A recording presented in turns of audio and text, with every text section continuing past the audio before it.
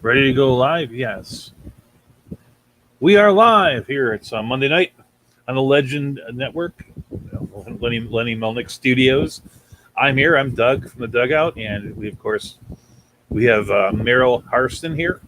How are you doing, Merrill? I'm doing fine. Hello, everybody. Welcome. Yeah, we're having a little bit of his voice. His voice is so good that we have to have the internet kind of screw around with him a little bit to make him sound a little more like me, because he's that good.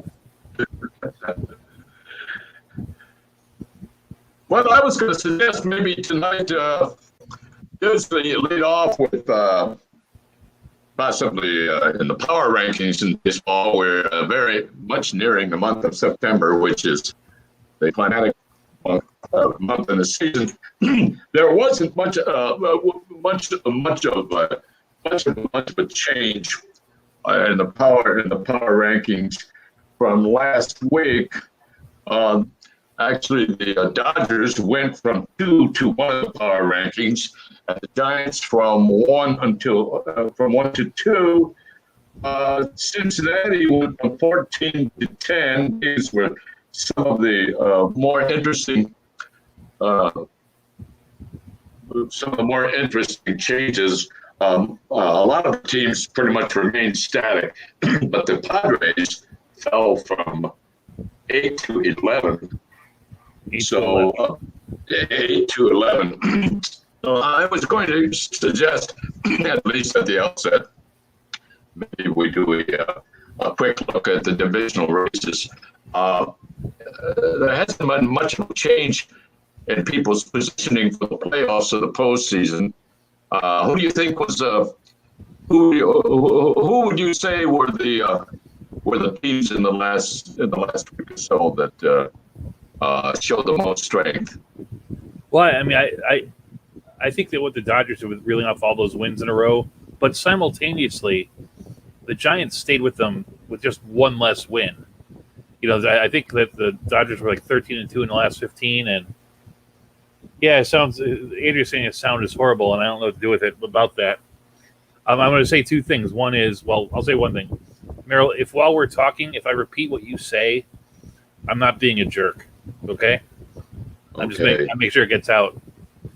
But is the sound only bad for me or for both of us? No, it sounds. I think it sounds only bad for you. You got that kind of not a really good connection feel. That's why I thought resetting might do the thing. You know, Andrea, do you have any ideas? I'm gonna sit there.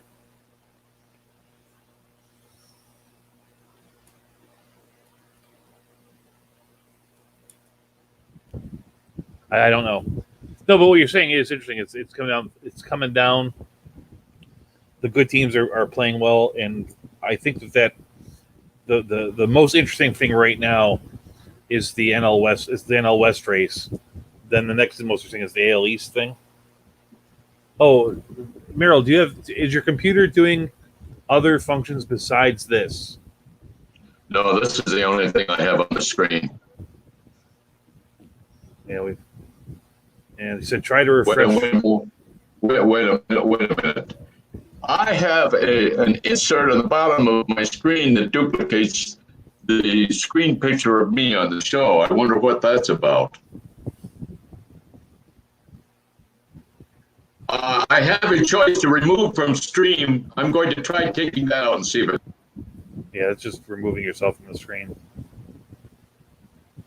Head back to the screen. Try this. Just can you stop your camera? You have that choice? I have a choice to stop mic cam. They're all together. They're not just one thing. Well, should I click it off and back on and see if it helps? Well, I'm just thinking that the truth is we want to hear more than we want to see. If getting rid of your video would make your sound better. Well, they're in the same formulation. Pop into that and see if you can just remove your. Am I removing the camera or the mic? The camera. We want to hear you.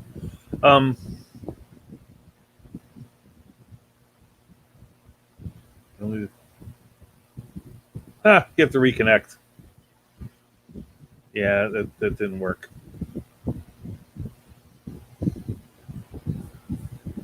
So it's just me right now talking about baseball. I'm wearing my. A couple years ago, I did coach the Maine Little League team into the regionals. This is my shirt from those days. We won one game, lost one game, and we're knocked out. And we have the Little League World Series going on, so I thought I would represent my home city, even though I do live in Castleberry. And Merrill is back. Okay. You look better. Say no, like the screen's not very. Repeat any sentence you just said before about who's number one, who's number two. I was talking about the power rankings. There were slight changes over the week, but one of the significant ones was in the National League Western Division. The Dodgers moved from 2 to 1, and the Giants fell from 1 to 2. That's great. You're sounding a whole lot better, and we're back on topic. And we're rolling. Okay, great. So, with that, okay.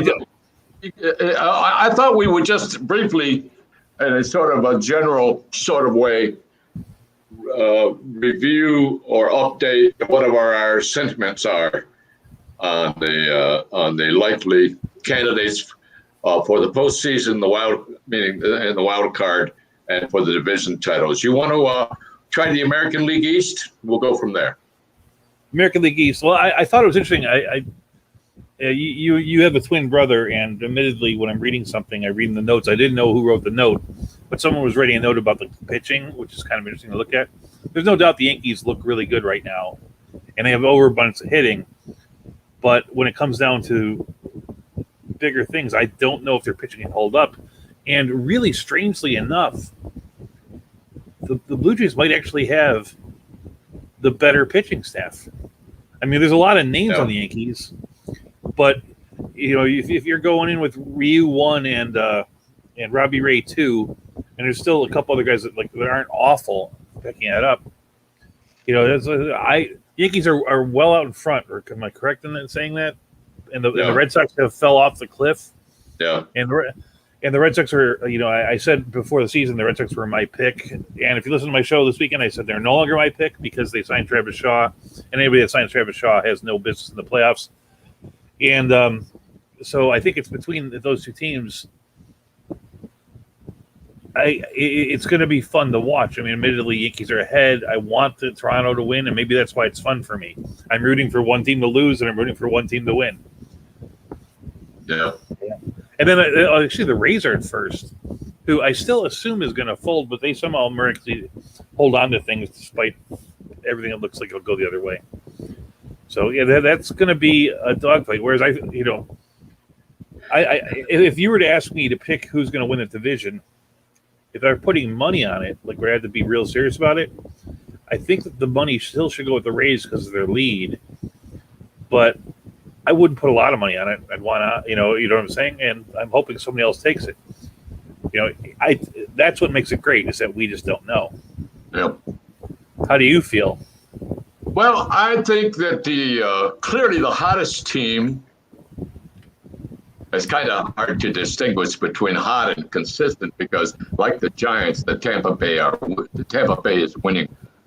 They're winning consistently, but the Yankees have clearly the last 2 weeks or 3 weeks really picked up the gate and have gotten fully into the pennant race. I think what's interesting is if you look at the pitching staffs of the Yankees and the Rays, it's pretty even. Although the Yankees, I would have to think in the starting rotation have a bit of an edge, assuming both of these teams make the postseason. Well, I guess I'm assuming the loser of the NL East division title would have a good enough record to make the wild card. But Tampa Bay doesn't have a Garrett Cole on their pitching staff. They don't have an ace to throw out there in the opening and closing game of, say, a 5-game series, and the Yankees do. So you might give them that edge. I like to think that this pennant race is like the National League East. It's interesting to me that, well, the National League West is interesting, but two of the most interesting divisional races are the National League East and the American League East. The Red Sox, the Red Sox, the Red Sox. If you look at the standings, they're not really in that. They're not really in bad shape, but they don't seem to have. When you're in a losing streak like they're in, it's everything looks worse than it is. And the truth. Yeah, go ahead. The truth is, 7 days could pass, and the Red Sox could go 5-2, and Yankees could go 2-5, and we'd be talking differently about what's going on. That's right. It's like when things are going well, everything looks good. That's right. Moving to the American League Central, I don't know that anybody can engender a lot of excitement in the month of September because the White Sox are so far in front, and it would take a Herculean effort by the Cleveland Indians or even the Detroit Tigers, who played better. Somebody told me, or I think I saw, that the Tigers had the best record in baseball since the All-Star game. Is that true? It wouldn't shock me. I did say last week that, surprisingly to me, Gregory Soto, their part-time closer, had the most saves. So they must have had Michael Fulmer had 1 and Cisneros had 3. So they must have won some games in there, right? That's when you see a team with a pitcher stacking saves, you're looking at a team which may not, over the course of the season, be deemed to be a really good and competitive, pennant-challenging team. But at least if somebody is stacking saves, that's a sign of a successful team. And I would say that watching there is a good chance the American League Central finishes with only one team over 500. Right. And the thing that I think is going to be interesting to watch is I do like the Tigers. I was talking about Grossman and Baду before the season started, but the little things they do just seem to work for them. And they re-signed Scope. They have a couple of young guys. There's things to like about Goodrum, and they have and their pitching. They have Skubal and whatever. It's like I'd like to see, and that's what the only thing that I'll be watching in the division really is. I'd like to see the Detroit Tigers miss the playoffs, but maybe finish 2 games over 500. That would be a big thing. That would be interesting. What is this young catcher named Haas on the injured list? He is. Yeah, he's out for 10 days. Because he was carrying them for a couple of weeks. If you looked at his minor league numbers, he was in the Cleveland system, and he was one of those big power catcher guys that didn't portray to be that good of a fielding catcher. Right. And so in a team where Cleveland was competing, they didn't really use him. They called him a couple times. He hit a couple home runs. They actually released him, and Detroit picked him up. Detroit likes his bat so much that they're putting him in the outfield. He hasn't played catcher in 3 weeks or something, even though he's okay as a catcher. He's not. Yeah.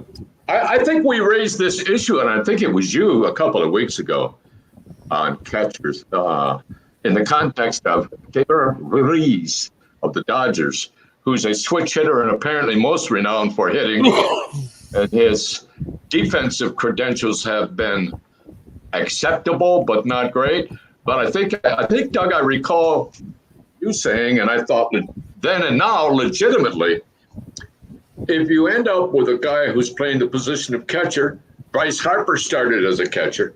You don't leave him at the position of catcher because it's too wearing on the knees and the hips, and catchers get worn down.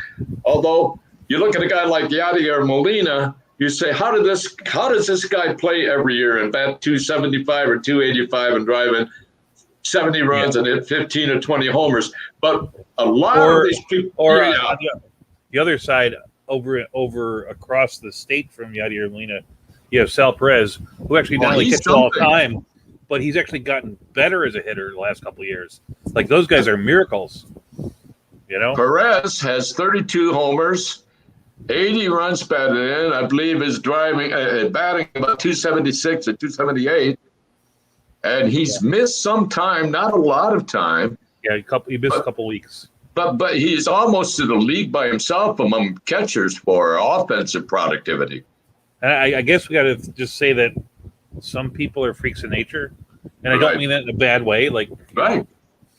Only so many people can like touch their tongue with their nose to their tongue, and Right. this guy can catch 140 games and not get tired. But it is true, a lot of good catchers move off the position, and that's it. And this year, the interesting fantasy wise is the number of catchers who are playing enough of another position to qualify another position. We had Haas qualifies the outfield. Jorge Alfaro in Miami has qualified in the outfield. Right. Dalton Varsho in Arizona has qualified in the outfield. In some leagues, because of past history, Isaiah Kiner-Falefa, he moved to shortstop. But we do have this going on, and so. And the advantage that you have if somebody qualifies is they could be a little worse of a player, but because they're going to get an extra, say, 9 at-bats a week because they're not coming out, you're going to get more over the course of the season. You want to take a whack at the American League West? The American League West has in it. Well, I mean, Houston. I know when we look at the power rankings, we always say the Dodgers are the best team in baseball because they look like it on paper. Because we're just kind of excited. You sit there and you go, well, they're going to have Kershaw and Scherzer in the rotation at some point, and then the Walker Buehler to boot. But the Astros are really deserve to be right up there, and because of that, I don't think those other teams really have much of a chance. Right. Oakland is good enough to make the playoffs, but they're not really good enough to challenge them in my mind. And they basically about the Astros is they've really filled in with players without really missing a beat this year, and no one seems to really notice that. They had Framber Valdez got injured, and they brought up Luis Garcia, who's been a very good pitcher. When Bregman got hurt, why do I say Bergman? They originally pulled up Abraham Toro, who was sufficient. They traded Toro. They now have Almeida Diaz in that spot, and he's been fine, right? In the outfield, they traded away Miles Straw, right? And this kid who before the season I said, who the hell is Chas McCormick? And we all had a good laugh at that. The guy that they have, so now Tucker's hurt. The guy that they brought up in his place, I got him here somewhere. Jake Myers might actually be better than McCormick. Really? I mean, I look at him. I looked at my waiver run this weekend, and I kind of regretted that I didn't get him because I got somebody I wanted theoretically more. But the guy has a track record of hitting 300. He sold 26 bases in the minors. He can play center field, so he's an actual natural center fielder, which puts him in a spot different than Chas McCormick, who can play center field. The natural fill-in for Miles Straw. He's got his sprint speed is in the 97th percentile. He's barreling balls at a 10+ rate. I know it's only like 38 or 40 at bats. It's like this. There's this weird thing this year because it seems like these guys are coming out of nowhere. And the truth is, had 2020 been a normal season, we might have seen Jake Myers and Yadiel Hernandez and Rafael Ortega and Adolis Garcia do some good things in the minors to make us go, maybe this is the year for that guy. But because yesterday was a blank slate, we don't know, and these guys seem like they're literally appearing out of thin air when the records on these guys are pretty good numbers. So Houston, and so I'm talking about the guys at the fringes on the team, and that's still a team with Zach Greinke and Jose Altuve and Carlos Correa and the AL batting leader Michael Brantley, Abraham Toro. That's a lot of good players, and their fill-ins have been very good. In my mind, there's no doubt that they're the best team in the American League, and they do rival the Dodgers, except for the pitching staff. And their pitching staff isn't horrible, and we don't. I'm assuming, since I asked you this question, you don't see the Mariners as you don't see the Mariners as I really getting hot enough to make a playoff run.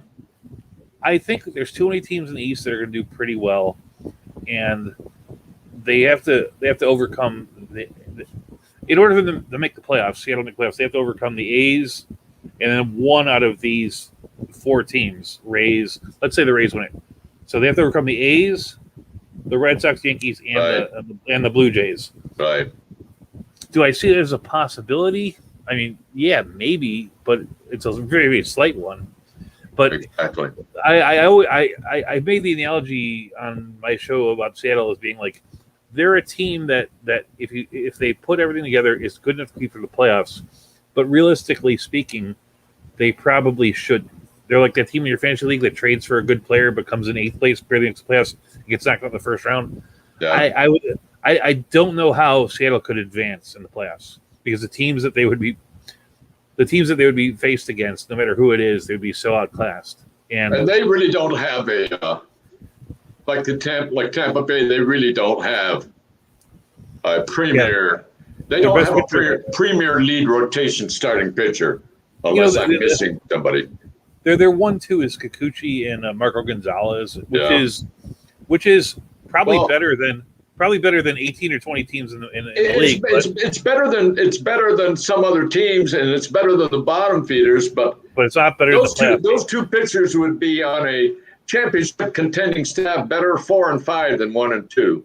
Yeah, maybe 3 and 4, but yeah, or 3 and 4. Yeah, exactly. I'm a Cub fan, so I always talk about like Kyle Hendricks is their number 1 pitcher, and that he is a good pitcher, but he's not number 1. But when he was their number 4 pitcher, they won the World Series. Yeah. That's the difference. There are guys that you need to have better than that. We'll move to the National League East now. But since you mentioned Kyle Hendrick, I would just say I give that man a tip of my cap. Playing on a team that did a sell-off, playing on a team without hardly any offensive punch. I don't know what he's doing tonight, but he went in. I think he went in tonight at 14 and 5. He doesn't blow anybody away. He doesn't remind people of Scherzer or Strasburg or Garrett Cole. But 14 and 5 is pretty good on a team that is 53 and 68 or something. Yes. Oh, I mean, he got most of those wins before they did the real sell-off. I think he logged maybe 8 or 9 of those before the trade. I think that the Cubs have won 3 games since August 1st, and he's got 2 of those wins. Yeah, exactly. Which is reminiscent of Steve Carlton in 1972. Do you remember that when Philadelphia won 54 games? And it is as a Cub fan, one of the few things that gives me hope is like they decided if they were really doing a full scale sell off, like we're going to stink for 5 years. They could have got a fair amount for Kyle Hendricks if they traded him because he's got a control and stuff. The fact that they kept the 2 good long contracts with Hendricks and Contreras makes me think that they're going to try to compete sooner than later. I still don't trust. I don't trust the team, but there's that. And the truth is, things are built more by free acquisition. It's kind of strange where you're sitting there.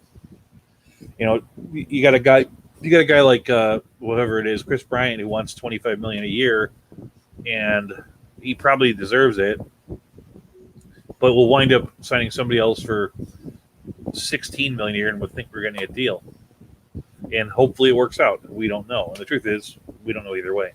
But Chris Bryant is one of these players who appears to me, from what I've read about him, really can and is capable of renouncing the kind of rich contract of the Rendons and Harpers and Lindors and these people to play. He wants to play on a team that's a contender. I don't think he really wants to play at all, even if the money is greater on a rebuilding team that's, going to be 4 or 5 years away from competitiveness. I want to talk like a Cub fan for a second. Going into the season, the Cubs didn't need to be in rebuild mode. On paper, they were right. They were among the best teams. They were probably the best team in the National League Central. You could not argue that other teams were better than them. You might say, well, the Cardinals are as good. That's what you can do. You can do as good. And they made this choice to be bad. That's the thing that's weird about it. So the Cubs, the team that he started on the year and was contending. Had they not traded Yu Darvish, matter of fact, had they not made those sell-off spots at the end there, they'd still be in the contention as much as anybody else, like the Cardinals or whatever it is. But I have to say that I understand more the decision of the Washington Nationals to do a sell-off than the Chicago Cubs, because in point of fact, the Nationals are and have been an aging team They do have Soto, but they have Trey Turner, and Trey Turner is now with the Dodgers. And the Cubs, I think the leading players, if not contributors, I know they were disappointed in Contreras and a couple of other people, but the Cubs had, and how old is Rizzo? 29. The Cubs had a team that was, I don't think you can particularly say, you would know better than I, had that issue of, well, we're not really, we're under 500, so we're going to sell off, because they had, maybe it was more just simply a financial decision. Yeah, I mean, it's a financial decision. It always is. The weird thing to me was that they very easily could have been a playoff team that didn't advance in the playoffs for a few years, and they made a conscious choice not to be that team. Exactly. When you're asking, you asked in the pre-show what teams like the Nationals and the Cubs could do. One of the realizations is that there aren't that many good teams in baseball. It's like the Philadelphia Phillies are leading the National League East, and the Brewers are leading the National League Central, and they're doing it more because nobody else wants to than because they're that great. And so you're in a situation that, if you were to sign 2 players, maybe 3 players, and the Cubs, without the contracts of what Bryant would have made, Rizzo would have made, Baez would have made, Darvish would have made, they could sign 3 players for a decent amount of money and really be next year, competing, if not winning, a division. The Nationals the same sort of thing. They could sign a handful of players for less money, and for half the year the Mets were leading a division with half their team injured and not playing very well. Right. When it's all said and done, you don't have to be, you don't have to have a 1973 A's type lineup or a 1976 Reds type lineup to be competitive in most of these situations. And, with the exception possibly of the AL East and the NL West, you got to be pretty darn good to compete there. But otherwise, it doesn't take a lot, and you can be right there. You take a team like the Detroit Tigers, also on your list. If they were to sign like one frontline pitcher, they would be the favorites next year to come in second place. Right. And once you're the favorite to come in second place, then postseason is in the discussion. Right. So. In the National League East, the sticks didn't move very much since the last time we did this. We did this Monday night roundtable. It still appears that the Atlanta Braves are holding serve, and they're pitching their starting rotation. 3 of the 4 starters are John Smiley, a young man named Toussaint, who pitched a good game yesterday, and Inola, who famously busted his hand slamming his fist on the dugout wall when he had a bad outing way back in May. And Max Fried is channeling his inner Tom Glavine, but they don't have the kind of rotation that would really blow you away. But I don't see anybody catching them. The Phillies are win a game, lose a game. Actually, I was surprised to see in 2 of his last 3 starts, Wheeler, who I would consider one of the leading starters in the National League, has got roughed up a little bit. And then, of course, the Mets don't have DeGrom. The Mets are moving guys around on the field quite a bit. Who do you think the best starting pitcher in the National League East is right now? I beg your pardon? Who's the best of any Phillies, Braves, Mets? Is there any team competing? No. Who's the best pitcher on any of those teams? Not counting DeGrom, who's hurt. It would be, in my opinion, with DeGrom, Stroman would be in the conversation. He has pitched better than his record. They haven't scored a lot of runs for Stroman. He beat the Dodgers on Sunday. I think he went 8 innings. And on the Phillies, I would have said, I guess I would still say Wheeler, and I would have said Nola a year or 2 ago. Nola has strange kind of erratic record over the last month, where you'll have a game and you'll pitch 7 innings, 2 hits, no runs, strike out 11. It'll come up the next time, and the 5 spot pops up on the other team in the second inning. So, and then as I said, I guess the closest I would call an ace in Atlanta is Fried right now. I think actually that's one of the things that separates Atlanta from the other teams is that of the guys that are pitching, I trust Fried and I trust Morton more than I trust the other guys. I forgot to mention Morton. Yeah, with the exception of Jake DeGrom, who is healthy. Right. That changes that. Charlie Martin is pretty solid. I did mention that I didn't think Toussaint and Smiley and Noah were particularly strong rotation, certainly not frontal rotation pitchers. Morton has been pretty reliable. Yeah, he's reliably solid. There are guys that are pitching, and if you've been listening to me on this network, I get guff for not being fond of Luis Castillo. Right. Aaron Nola is one of those guys that I never really wanted to roster in a fantasy league because even though their end numbers are good, they're peak and valley players. They have a lot of bad games, they go good games. Exactly. And I know that at the end it all counts the same, but my home league is a week-to-week league, and those things matter. One of the things that's interesting about if you're playing head-to-head fantasy is that whereas no single player can win a league for you, a bad pitcher can lose a week for you on his own. So you just don't want those. If you have a pitcher come in and do a 3-inning 7-run game, all of a sudden you're not going to win WHIP. You're not going to win. You're not going to win ERA, which puts you really behind the 8-ball. And so I never think of those guys as the number one pitchers fantasy-wise. They could very well be number ones baseball-wise. I say, I will take Nola if he's my number 3. I'll take Castillo if he's my number 3. Magnificent number 3. Magnificent. And actually, that's where Corbin fit in pretty well with the winning Washington Nationals, but his game has gone south. There are people who think that Corbin, for whatever the reason, Corbin was damaged stylistically and in terms of production and consistency by those critical roles he played in relief in the World Series in 2019. Well, you take a starting pitcher who's not accustomed to leverage relief, and I'm not a pitching coach, and I've never pitched, but apparently there are some things stylistically you do if you're pitching in the late innings that starting, particularly if you're good enough that you start most innings getting the first batter out. And Corbin seems to have been thrown off kilter with that. He did pitch a strong game.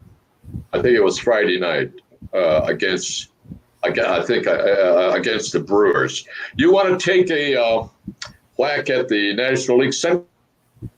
National League Central? All of a sudden, yeah, you froze for a second, but we made it that far without a freeze. National League Central? National League Central? Sure. I mean, the Brewers are out in front. I think that on paper the Reds could catch them, but they have a decent lead, and there's 6 weeks to go, and that's a hard thing to overcome. The Reds have a good pitching staff on paper, at least. There's Sonny Gray, Luis Castillo. There's some decent players there. They have really good hitting with Votto, Castellanos, an injured Winker, but and they've got a starter named Gutierrez who has improved. Yeah, well, I think he's something like 8-3. I don't think he's pitched that many games, but he has pitched well when he's pitched. Right. Because they did send him down a couple times. What is Winker's injury?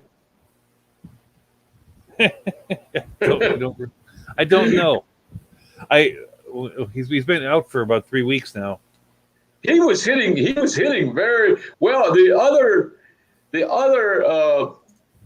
fascinating player with Cincinnati is the former Cleveland Indian, Tyler Naquin, who plays relatively steady but in and out of the lineup. But you can count on Tyler Naquin once every 2 or 2.5 weeks to have a multi-homer game. He had 2 yesterday. They only scored 3 runs. In one of my leagues, I picked up Tyler Naquin. And He's a bit of a he's an enigma. he's always been streaky. He's always actually had a little bit of power. I remember that that when he was actually with Cleveland a couple years back, 2019, he closed the season with like a 40-day span where he had 1,000 OPS, and you're like, wow, maybe there's something here. The report is that he hits righties really well, lefties not so well, but he's been playing on both sides of the coin for them, admittedly not as well versus lefties, but still enough to stay in there. And he goes to his hot spots. He's a guy you might find in the waiver wire in your league, like I did, and I'll ride the hot spot while I'm waiting for Byron Buxton to return. He's probably if their best team in the outfield is probably Naquin in center, Winker in left, and Castellanos in right. Not exactly the best fielding team in the world, but that's a team that will put Eugenio Suarez at shortstop, so they don't seem to care that much. And okay, I'm going to make you the hitting coach of the Cincinnati Reds.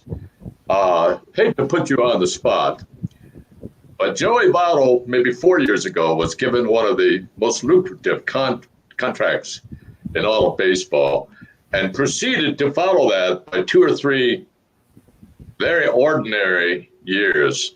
So you're the hitting coach in Cincinnati, and what have you done to resuscitate this guy? He was never a total bust, but he had slowed down from his previous performance. What happened this year to bring him back?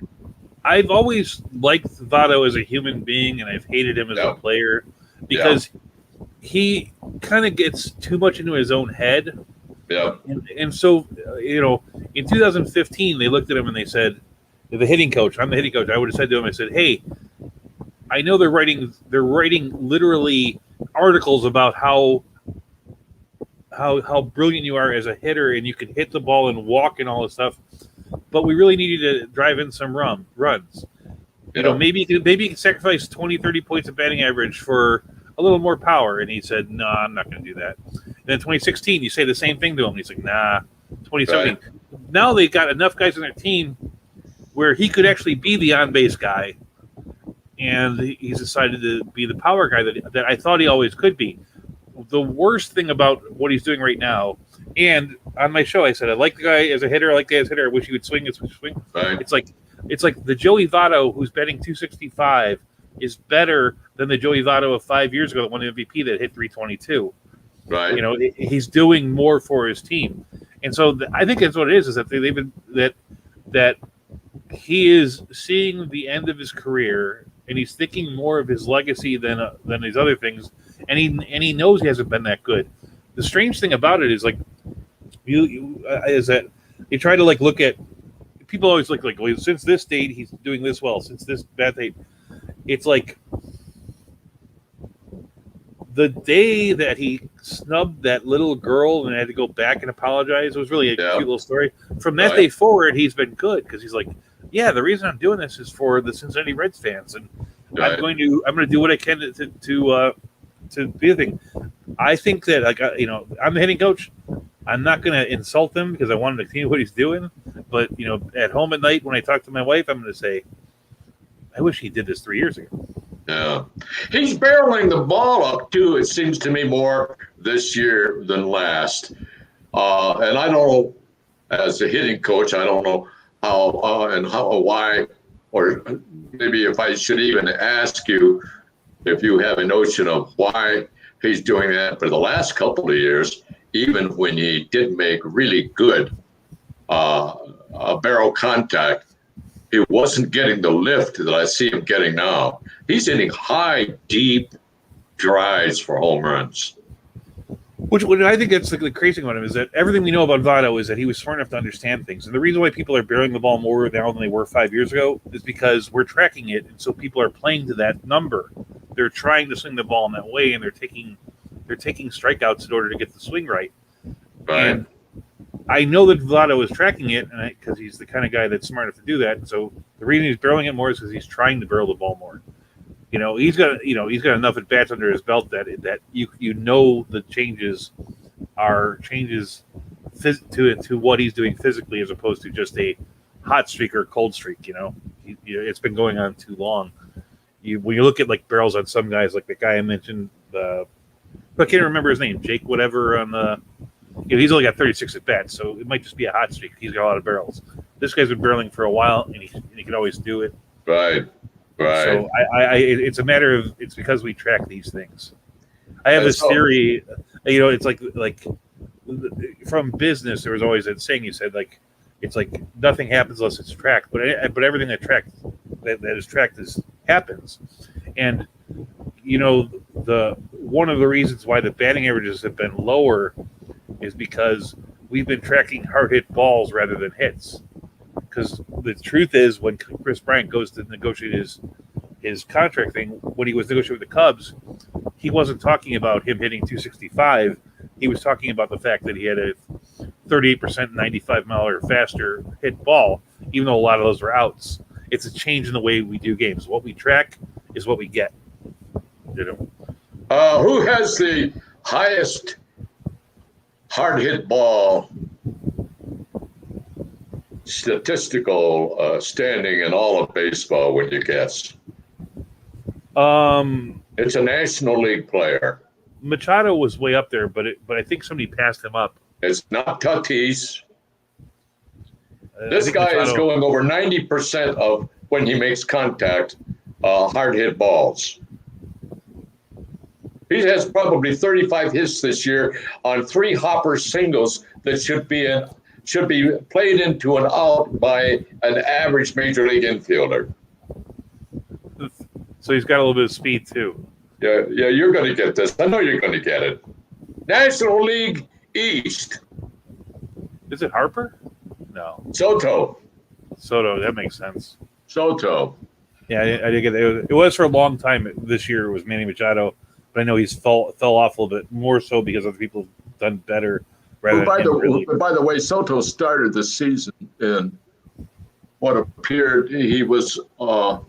We were having discussions on shows like this about what happened to him. Everyone else is doing good. He started the season in COVID protocol, and that's not the way you want to start with opening day. And I don't think he played the first 3 or 4 or 5 games of the season. Yeah, that's right. The Nationals had that problem. He started slowly.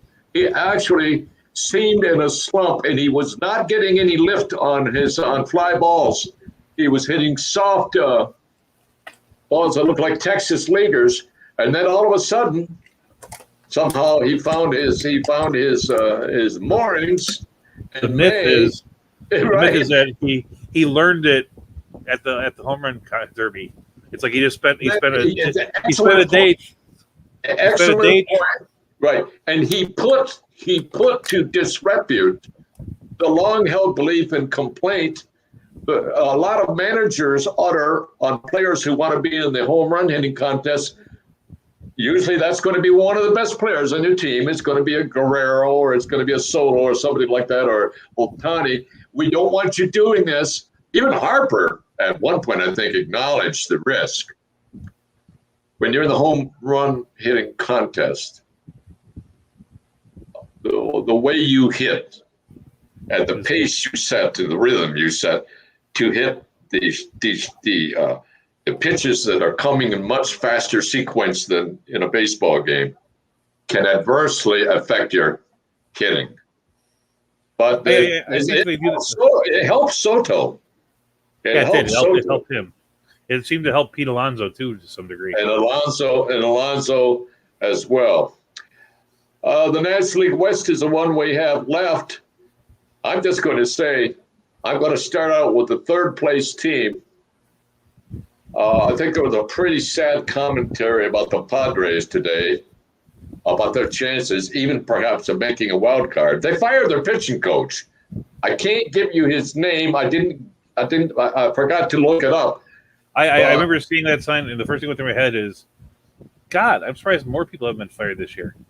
As bad as some, don't forget, the Padres are disappointing, but as bad as some teams have been, like the Cubs and like the Rangers and like the Nationals and you thought somebody's head might roll, but nobody has. And now this one guy. Right.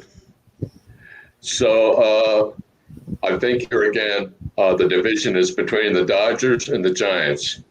I believe the Dodgers have won the division is it 7 or 8 years? It's been a long run. It's almost like Atlanta had in the early 90s in the NL East. I know the Giants won the World Series in 16, 14, and 12, right? Or is it 14? Wasn't that funny about the even year thing? Yeah. Well, I'm just saying, like every other year. So I'm saying, like 7 years ago, I think the Giants won the. They gave the line. Yeah, they gave the line of the old Saul about the same time next year. But I guess that was more about romantic gatherings in Central Park than about baseball teams. But the Giants, you're right, won in 12, 14, and 16. Wasn't Mad Bum a big player in all of those? And you're talking about those seasons. You're talking about Patrick Corbin not being able to deal with playing in relief, but yeah, Madison Bumgarner in the last World Series, he like pitched Game 6 and got the 4-inning save in Game 7 or something like that. Have you ever seen Bumgarner hit, Doug? Yeah, I mean here and there. He's not. He has something like 36 home runs in his career.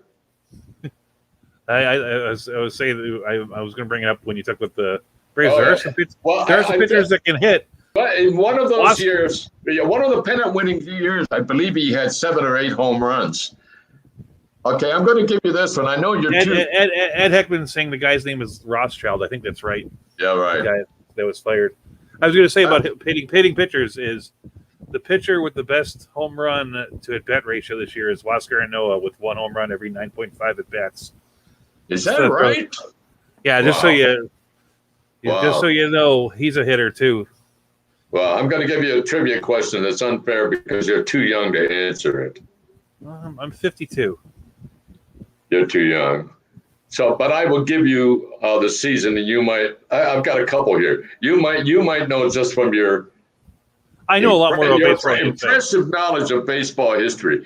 Who had 7 homers and 27 runs batted in the same year? He won 27 games for a National League team in the. That's got to be Bob Gibson. Gibson could hit. It wasn't Gibson never hit 7 in a year. There were three really good pitchers that had 7 home runs in a year, and Gibson had 7 in a year. Don Newcomb had 7 in a year, and Drysdale was the third. It was one of those 3. No, it was not one of those 3. It was the great gentleman and longtime hero of Brooklyn, Don Newcomb. That's what I said. Newcomb was the second name I said. Yeah, not in 1956. Don Newcomb was 27-7 for his record, and it's 7 homers and 27 runs batted in. The guy with the pitcher with Shohei Ohtani, but it was pretty good. Well, I think that as a bar bet, the guy that has the most home runs as a pitcher in a season is still Wes Ferrell with 9. And who? I think that Wes Ferrell. Do you remember him? I think you're dating me now. Who did he play for? I actually don't know, but he actually has the most home runs as a pitcher with 36 as a career. And the truth is, I'm not knocking what Ohtani has done, but if you go through his stats, he's hit 40 home runs, 38 as a DH or a pinch hitter, 2 as a pitcher. So, really speaking, Wes Ferrell and Don Newcomb have all had a better year. Ferrell. Okay, I know who you're talking about now. He played for the Phillies. I'm not really that familiar with the guy, but he's the thing. So you bet somebody that that's got to be Ohtani, and then you go, nope, it's Wes Ferrell. Yeah, take the money. And right now, yeah, go ahead. Huascar Ynoa has 2 home runs, which puts him in a tie with Ohtani for this year among pitchers, along with a third player who you'd never guess, which is Adrian Hauser. Adrian Hauser. Oh, really? Is that right? Adrian Hauser has 2 home runs. Okay, let's change. Let's go to another subject. Let me stop a second because I've been on the show with you 2 weeks, and I've not said this when you're about to do something, and I really should say, swing away, Merrill. Okay. It's from the movie Signs. That's like the. There you go. Did you ever see that movie? I did. Yeah, at the end, that's the climatic sing. Swing away, Merrill. There you go. One of the greater baseball movies. Right. MLB Trade Rumors site is reporting that Major League Baseball is going to propose to the MLBPA or Major League Players Association a new culture and standard on team payrolls. I think a couple of weeks ago we went over team payrolls and who has the high payrolls, like the Dodgers, 264 million in the latest figures, but people figured there was a possibility that maybe the Bauer contract was not in that figure. They have the highest payroll, and the teams with the high payrolls are the obvious ones, Boston and New York Yankees. And they are proposing, there is this issue about teams, and there are a dozen of them whose payrolls are under 100 million. Interestingly enough, most of those teams can easily be identified by their place in the standings, like the Kansas City Royals and the Pittsburgh Pirates, and the Colorado Rockies, Arizona Diamondbacks, Miami Marlins. But in that list, under 100 million. Under. In that list of under 100 who would be under this proposed change in the contract, the CBA that they need to negotiate, on that list is Tampa Bay. So here again, we talk about the Rays many times, but they have a relatively low payroll. So apparently the proposal would be a luxury tax at 180 million team payroll, but a new floor that would be instituted in an agreement which obviously the players union loves, a new floor that the team would have to have a payroll of at least 100 million, or pay what I've dubbed the cheapskate tax. They would have to pay a tax for not having a competitive payroll. So one would ask himself or herself, well, how can Major League Baseball do that? Well, you can pretty much within the confines of any collectively bargained agreement that's consented to by both sides, you can do it. And we know from the contraction in baseball that Major League Baseball has the authority to do many things arbitrarily, with or without the consent of the union. I need to ask you a question. I am getting a memory blank. I know that a contracted team was Montreal. That's how Washington got a team. But there were two. What was the other team? I'm in a blind spot. There were two teams that Major League Baseball closed down. There was a discussion actually at some point 5 or 6 years ago about closing down Tampa because their attendance was so poor. But it wasn't Tampa. I don't remember them closing down a team. They moved teams. I mean, the Montreal team is now the Nationals. That's the same. That's the same franchise. But I think they became. I think they needed to move because they were going to be. All the talk at the time, they were going to be pressured to. I mean, I've heard rumors of contraction, but I don't think there's been contraction since the 50s. Maybe not an actual contraction. Maybe contraction sort of pressures on a team. But the question I have is this something really that would be good for baseball? Do you think? Well, the thing about the floor, I was trying to think about like my knee-jerk response was like, yeah, it would be nice to have these teams that are not playing money, but then you got to look at like what's the practicality of it, and the truth is, it's hard to predict these things. But the one thing we do have is back in the '80s, the NBA changed their the bargaining thing, and they said the players are going to have to be paid 49% of the profits. And that effectively gave them both a ceiling and a floor, which was the same number, right? And the same number for every team individually. And so you wound up seeing situations where teams would make trades for bad expiring contracts. Like, oh, you have a bad contract for next year? I'll take that one off your hands, so I'm above the number, right? You know what I'm saying? Which might actually, if we get to see that in baseball, then you might get to see guys like Miguel Cabrera hang around or Albert Pujols hang around in a spot where they might be welcomed. Because if your team is bad like the Rangers, having Albert Pujols bad cleanup for you and play DH is actually a positive thing for your system, right?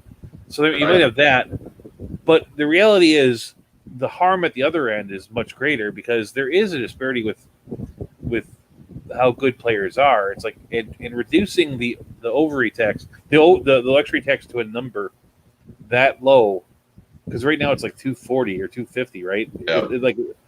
It's like you're all of a sudden you're going to have to contract a bunch of team schedules. What happened to the Cubs this year is going to happen to another dozen teams just to get under that number. The Yankees, when the last collective bargaining agreement came in, that's when the Yankees stopped being the Yankees because the rule was that they were going to put these penalties in for being over the cap, but they made an exception that like you started with that year, right? So if you could get under the cap for that year, then you would be able to stay. You would like if you were over the cap in the first year, you were already in the penalty zone. But if you're under the cap the first year, you got 1 year forgiveness. And so they contracted their team so that they could try to sign players to get that 1 year forgiveness. And that's when they stopped going after good players. And when they stopped going after good players, all the free agent salaries dropped. Everybody across the board because there wasn't the big guy spending lots of money anymore. The Yankees stopped, so the Red Sox felt that they didn't have to, match them, in the arms race. You got two teams that are stopped buying, and then it trickled down through that, and you wound up having really good players like Lance Lynn not get signed because of that situation. It's like he had Lance Lynn 4 years ago, he was signed a month into the season and he didn't pitch well for the Yankees. Well, this proposal that the Major League Baseball reportedly would make to the players' union in this next contract, the one that's not far off, has been pejoratively labeled by some as the anti-tanking tax. But do we really think I'm trying to think in terms of a team basing its payroll to some degree. Let's take, Tampa Bay is an exception because their attendance is terrible. It's been terrible since they moved into the Dome Stadium. So let me take a different team. Let me take a different team. Let me take the Pittsburgh Pirates.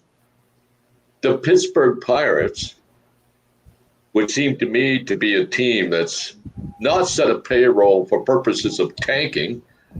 You wouldn't get that many draft picks out of it. And even if you got the first pick in the draft, is it worth putting your fans through the experience of a 60 and 102 win and 102 loss season? So could this proposal be construed as punitive toward teams of lesser economic standing and stability and stamina than the big guys, the Red Sox and Dodgers and Yankees? Well, that's what the big guys, the big teams, the wealthy teams feel. They feel like that they're paying a tax just to give money to these teams in small markets who aren't even trying, and like they feel like they're like just they're supporting them. That's a valid concern. I think. But yeah, there's going to be something said all the time that a team that makes more money is always going to be more competitive because they can spend more money. And there might be, I've said this about the Rays. I live closest to the Rays. It's my local team, though it's not my favorite team, and they are notorious for not spending. In another sport, hockey, the Tampa Bay Lightning literally have the highest payroll in all of hockey. Their payroll is higher than what the Rays is, believe it or not. But I think does the Lightning not average maybe 17 to 20,000 fans that doesn't really in the arena? Yeah, they average like almost 20,000 fans, right? And the Rays average above 11,000 fans. It's not that they only host 40 regular season games compared to 80 for baseball. Yeah, it's fewer games. It's apples and oranges in a way. Well, no, the point being is that the TV contract for hockey gets them about $500,000 a year. The TV contract for the Rays gets the Rays about $4 million a year, a little more than that. That's a big difference. That and is. It goes to the point that Tampa Bay is either crying poor when they're not, or they really need to. There is a chance that professional sports ownership is a game for billionaires, and the people that own the Rays aren't billionaires. They're Right. one of the two teams that aren't billionaires. They are hundreds of millionaires, but there's a big difference between having $3 billion and having that's right. $800 million. I wish I had those problems, but there still is a difference. But don't the Rays have to be, to some degree, saluted for putting these competitive teams on the field? Such a disparity between the team payroll.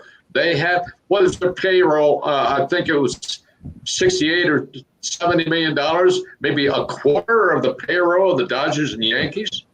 I mean, yes, you have to say one of the reasons why they're not crapped on for being cheap is because they've actually been at some level successful, and winning will make up for a lot of things. And a matter of fact, whenever they do win, the story is always, look how they can win with a $70 million payroll. Right. And so they're actually rewarded for the thing that they're doing being cheap. So yeah, that's life. Now if they were losing a lot and this cheap, you would be mad at them.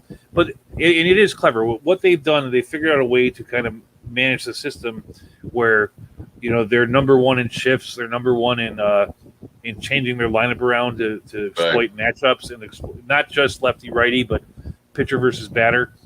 And by doing that, they can make their team perform 15% better than they would on paper. And yeah, there's a level of brilliance to that. Well, I've been an admirer of Kevin Cash, who I would never want to take on, not only on the baseball field, but playing chess. He's great at moving players around. But I will also say that I still believe that in the World Series last year, I also felt this about A.J. Hinch in the 2019 World Series when he removed Greinke, who was leveling the Nationals at 1 or 2 hits through 6 innings. Greinke goes to the 7th inning, and Rendon, second guy up with 1 out, hits a home run, and the game is 3-1. Greinke walks the guy. Literally, the Dodgers were not touching him. There's another example I'm going to give you in a second. I think it might have been Brantley walks, and Hinch hooked Greinke, and I'm saying, of course I'm rooting for the Nationals that night. I live in the DMV, as they call it.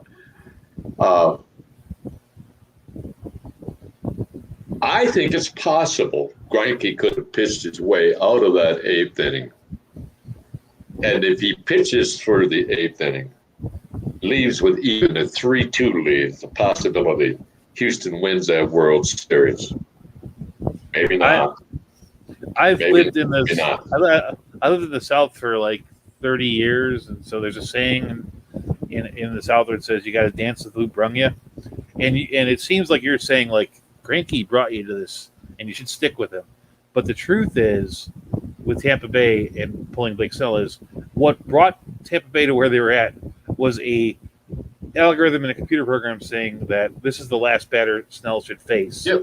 I'll move the other guy. Well, I was going to get to Blake Snell. That's my second example.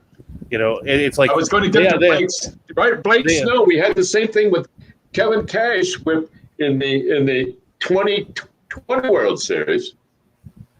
Basically, Snell had clearly, if you're doing statistical based strategy, had a miserable record of pitching after 5 innings in most games. But Snell was pitching against the Dodgers, and that I think it was Game 6. They were missing. They were swing throughs, one after the other. At one point, he retired 16 in a row. He gets up a hit in the 6th inning, and he's gone. And all of a sudden, Tampa Bay is not competitive in the game anymore. The Dodgers put up 2 or 3 on the bullpen in the 7th inning and another 3 in the 8th. So I don't know. No, It's, but basically, what we're criticizing for is like they have a very specific system that they're using to decide when and what to pitch guy, and that's how they got to the World Series. They're continuing to do that, and they make the mistake. The truth is, they could have left Snell in there, they could have left Greinke in there, and they could have blown the game because we don't know what's going to happen after that. And then we would be criticizing the same way we criticized it Boston years ago for not leaving Pedro Martinez in.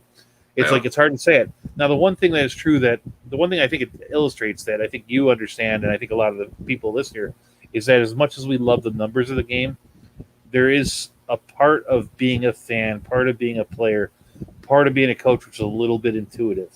You got to see things. You got to be able to feel that things are different right here and make those calls above your numbers.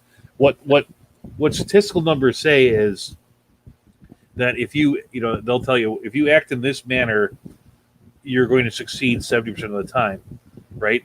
So the next time that position comes up,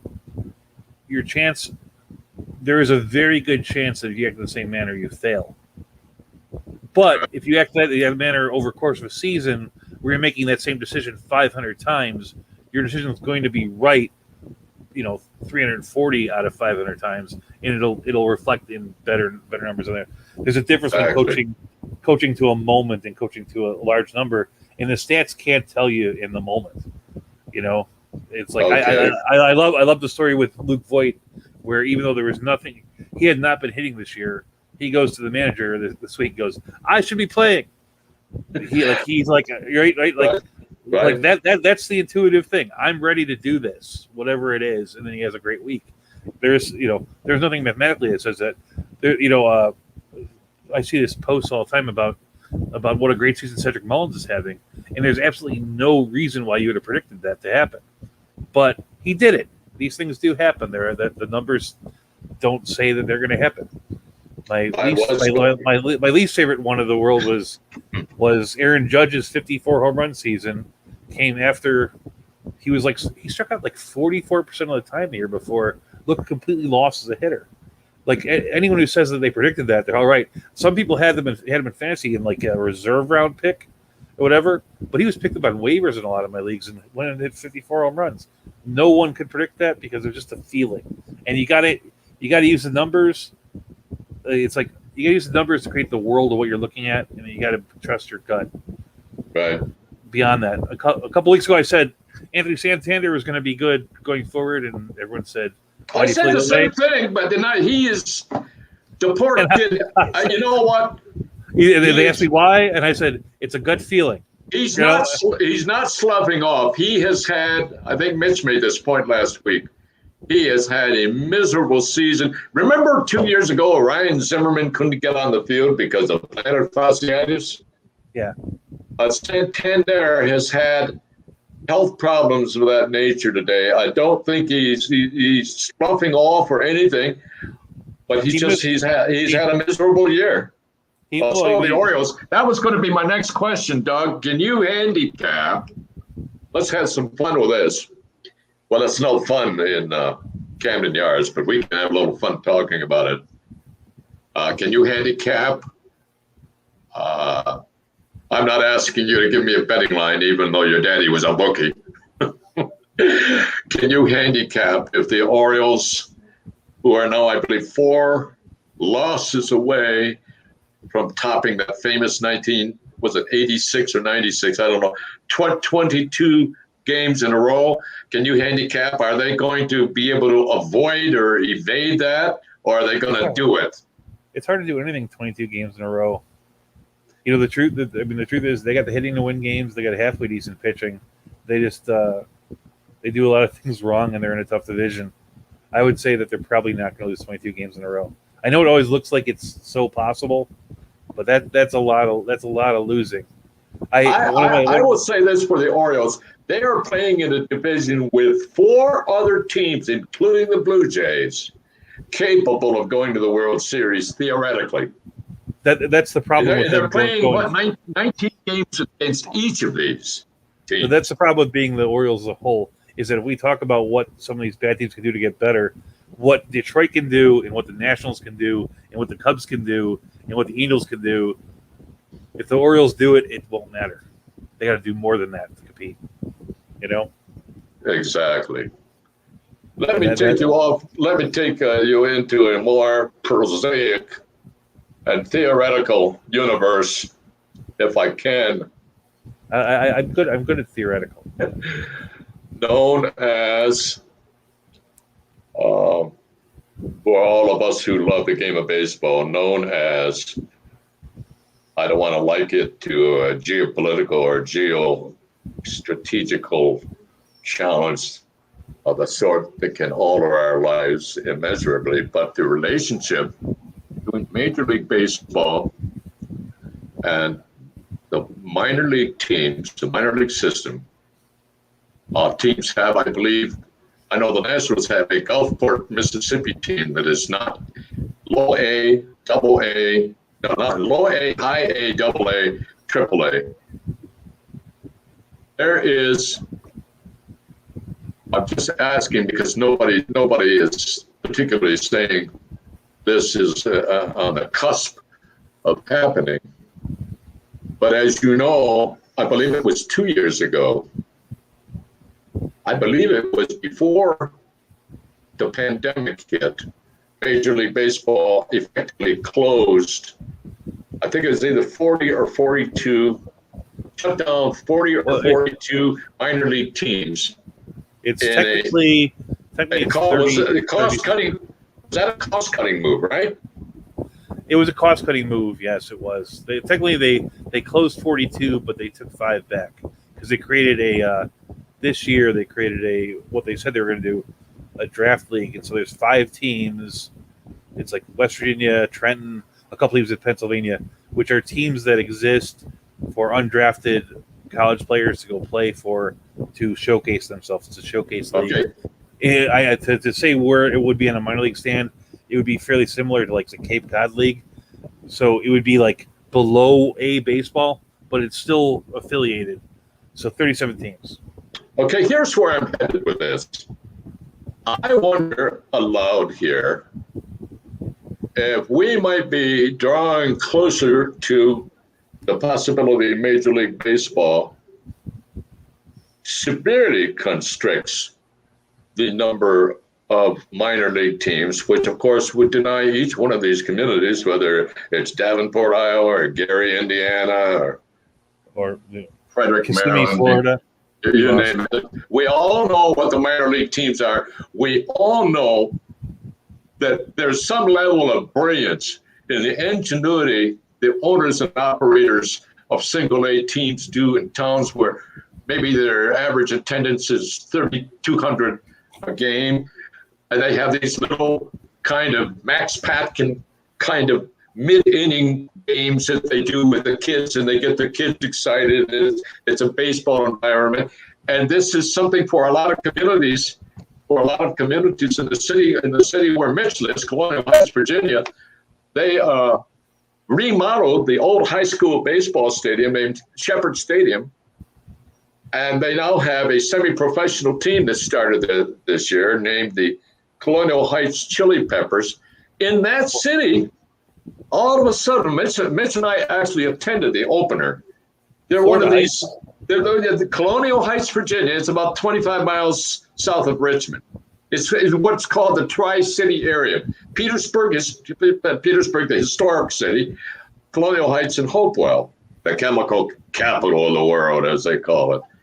But they had what looked almost like a sellout at this little stadium, which, as I say, has been remodeled. So actually, my question is,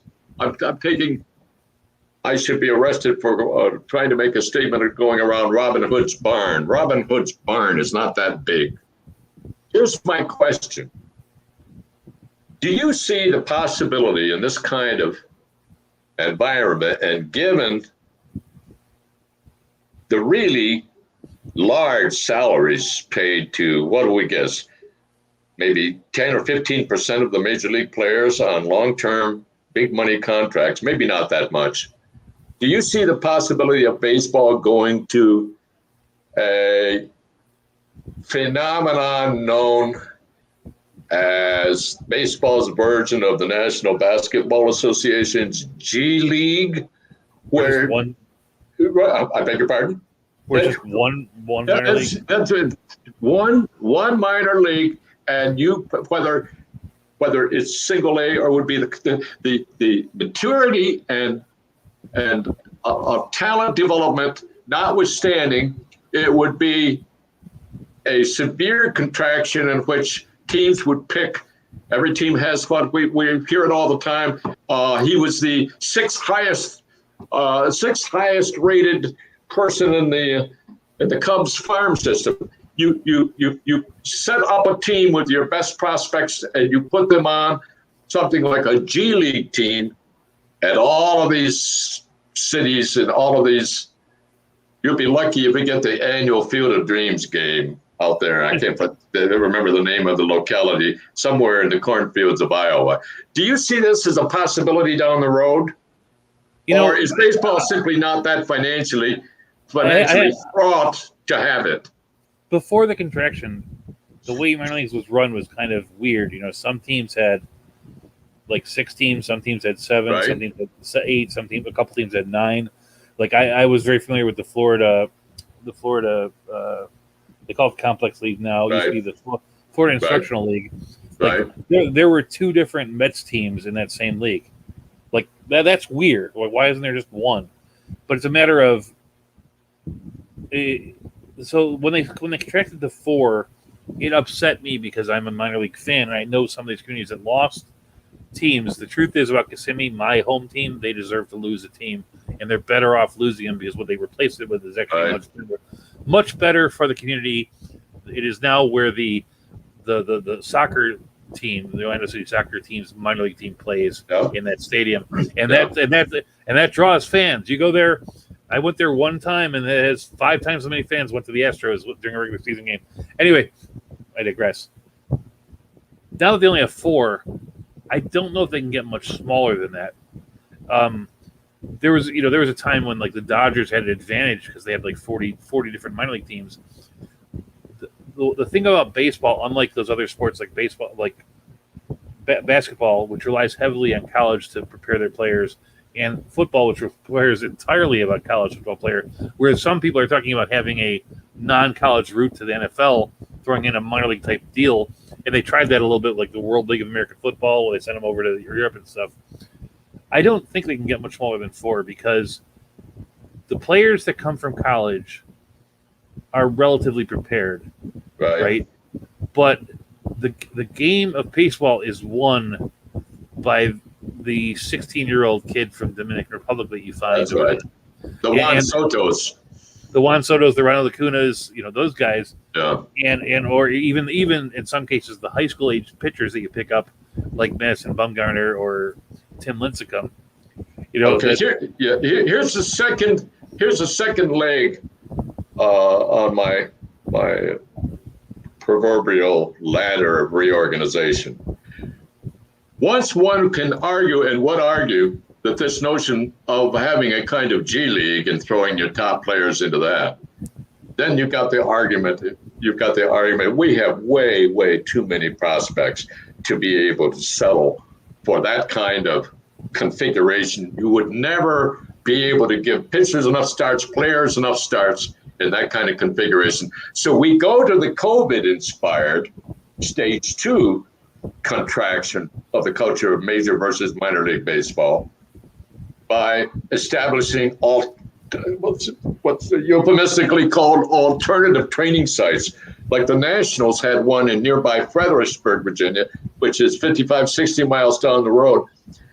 There were a lot of times, true that it was a pandemic shortened season, but there were many occasions where we see, and you make the excellent point, both you and Mitch make the excellent point that we may logically suspect that some of this massive movement of players this year onto and off from the injured list is a way to give players rest, more so than a punitive measure for somebody who's in a slump.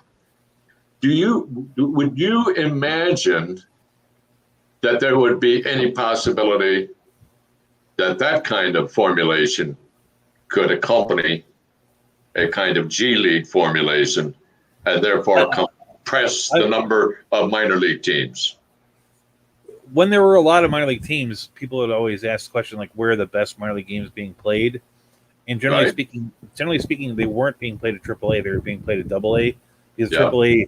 AAA had like the major league players that were just fill-ins as opposed to the future stars. Whereas AA, you get to see guys like Bryce Harper and Julio Teheran, and the players are going to be the better players. I could see a situation where this, by contracting to 4, they make the quality of the AAA league better. And the one thing that they did this year, which has to do with COVID, is they have relaxed requirements for COVID regulations in AA and lower, but in AAA, every team is at the major league level as far as what the COVID requirements are.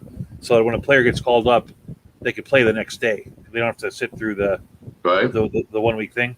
And so there is this idea that through the COVID idea that they are kind of using their AAA team as a jumping off point. And then the other thing with the contraction is the contraction became very much more geographically close. There are places where this couldn't happen, but like Byron Buxton is, rehabbing with the Twins across the river at St. Paul, and that wasn't their team before that. And more of these teams have gotten closer and closer together as far as because they're trying to minimize the travel requirements. There are some places you can't be very close because there's not that many cities near Denver, Colorado. The Nationals right here had one of the worst arrangements. I believe they had their AAA minor league team was in Syracuse for a while, and somebody bought out the Syracuse team, and now it's the Mets AAA team. We're in Washington, and on the West Coast in Fresno was the scene and the site of the Washington Nationals AAA team.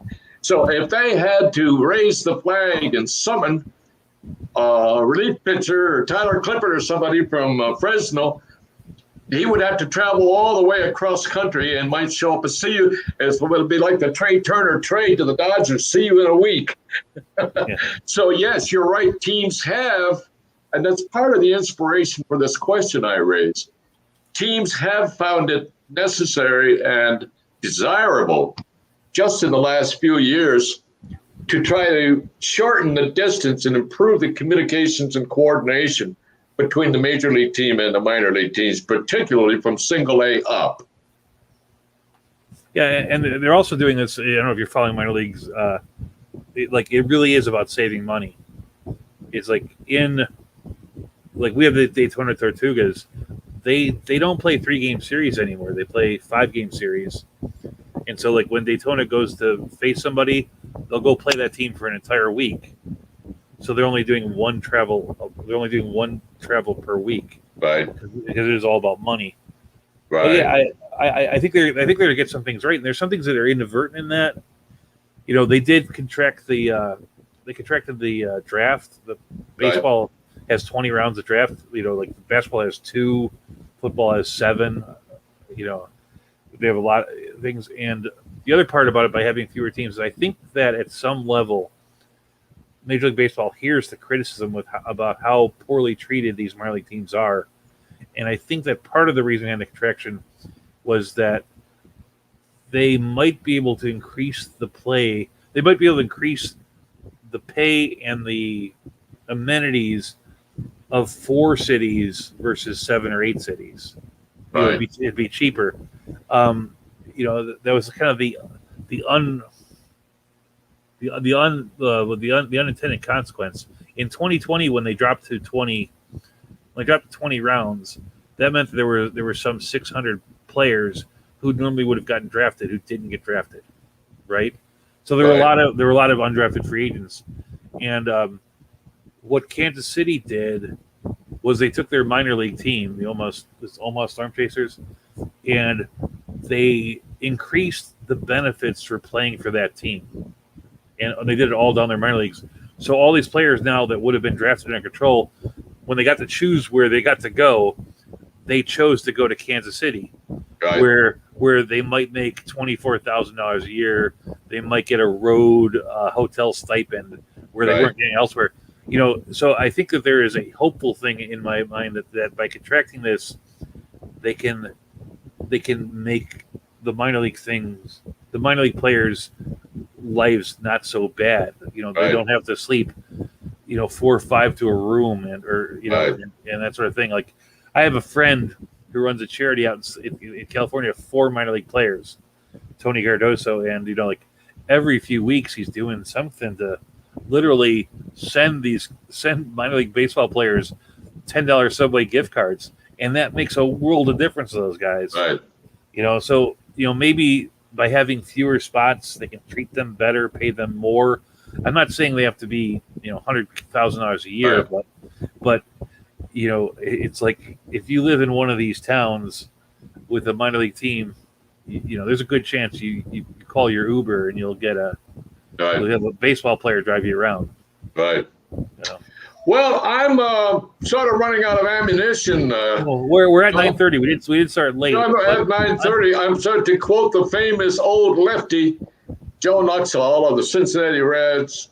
We're rounding third and heading home. It's been good. It's been enjoyable. It's fun. Thanks to everybody for joining us. And any final thoughts? There were a lot of people in the chat room today, but they were mostly discussing how much they hate the way that the Padres are going to be bad, and it's because of their management. And it wasn't exactly on top of what we were saying, but we do thank those people for being out there. Absolutely. The chat room has 2 functions. One, it lets you interact with us, the people who are talking, like you would be interacting with Lenny in the morning at 9 o'clock, but also lets you interact with a bunch of really great baseball fans on the site if you want to talk about something else. That's a great part of it. Well, thank you, everybody. And you, Doug. And it was great talking to you, and we'll see you maybe next week. Thank you. Lenny's on at 9 in the morning. I'm on Sundays at 1 o'clock. Okay. Andrea's on Sundays at 2 o'clock ish, and Right. Lenny and Andrea are on Sunday morning at 9 a.m. for a couple hours. That show is getting a lot of people listening. And aren't we all really thankful that Lenny and Andrea dodged a bullet, as did practically all of New York and Long Island on the storm, which I know was a hardship, but was not as bad as people thought it might be. No, I'm a Floridian. You don't have to tell me about. Yeah. Oh my goodness, no. You don't have to tell me about hurricanes. It's like I don't wish that on anybody. I mean, there was that one, the Sandy a couple of years back. Right. They actually went into New York City proper. And I'm not saying that the people in New York City are better than people not in New York City, but when you're dumping, 1 million gallons of water on 7 million people, it has a different effect than when you're dumping it on, 50 million people. Or sorry, and New Jersey really got whacked in that one too. Yeah, they all got whacked, and Exactly. I felt horrible for them. And there you go. I know that we all go through it, but I can tell you stories about like my weeks without power afterwards, and when I was young and stupid, I did surf Hurricane Andrew, which I think of myself was about the dumbest thing I ever did. But I've been around these things for most of my life because even though I'm a Chicagoan, I got a scholarship to go to college at Central Florida, and so I've been a Central Floridian off and on for most of my life from 17 on, and it is thank God those guys got missed, but they are serious. And the thing that I say as a Floridian is that you're going to get a call that says that the hurricane is coming and you should take care. And 3 out of 4 times it's going to miss you. Right. It don't, now you're Rhode Island, you're New York, you're not going to get another call about a hurricane for 7 years. Right. But when they tell you the hurricane's coming, listen to them, do what they say, protect yourself. And if it misses you, go. That's great. Don't go. Why did I buy all this water? Right. Good night. Good night. Okay.